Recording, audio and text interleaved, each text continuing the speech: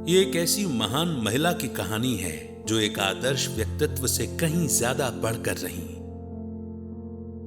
एक ऐसा व्यक्तित्व जिसमें सरलता, नम्रता, शक्ति, प्रेम, दृढ़ता जैसे मूल्य विद्यमान थे।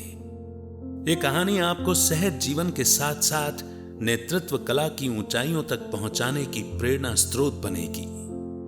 बात 1936 के दौर की है, जब यह संस्था बहुत छोटे रूप में हुआ करती थी, जिसे ओम मंडली के नाम से जाना जाता था, जिसका संचालन इसके संस्थापक स्वयं प्रजापिता ब्रह्मा बाबा द्वारा किया जाता था।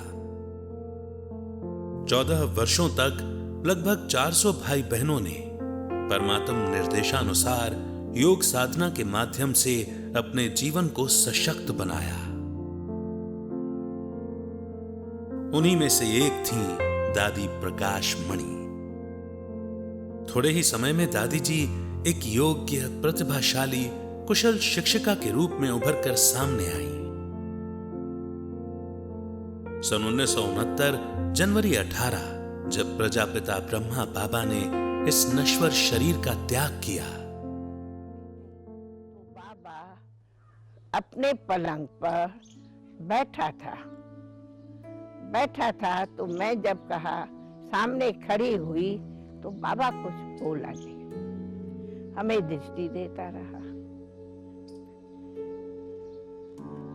मैं समझती हूँ मिनट 2 के बाद बाबा, जैसे अब मैं ऐसे बैठी हूँ वैसे बाबा पलंग पर ऐसे टर्न हो करके बैठा, टांगे नीचे थी और मेरा सामने में हाथ पकड़ा।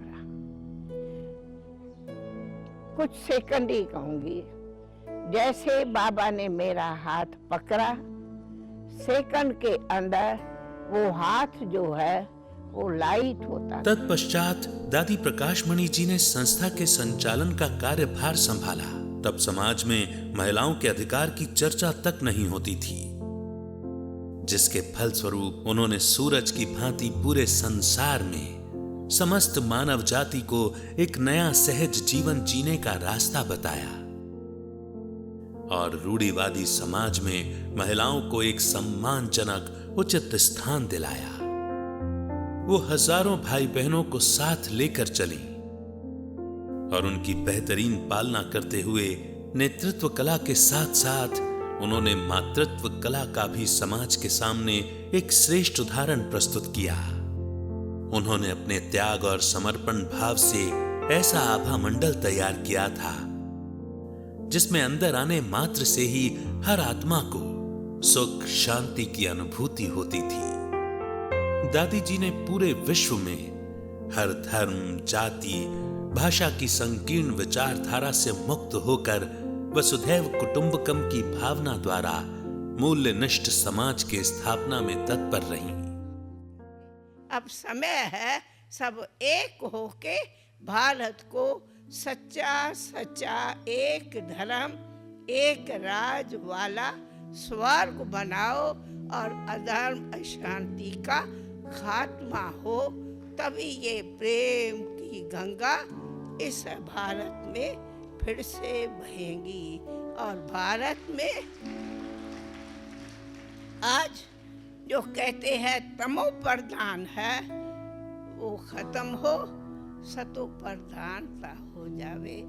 जिसको कहते आज है कलयुग, आयरन एज, ये खत्म हो, सत्य युग, सोना युग, श्रवण युग अथवा श्रवण भारत बन जावे। वो श्रवण भारत तब बनेगा जब दिलियां हमारी ऐसी सतो प्रधान स्वर्ण बन जावेगी। एक महिला प्रधान एक छोटी सी संस्था को पूरे विश्व के पटल पर प्रतिस्थापित करते हुए 25 अगस्त 2007 को वे इस दुनिया से विदा हो गईं।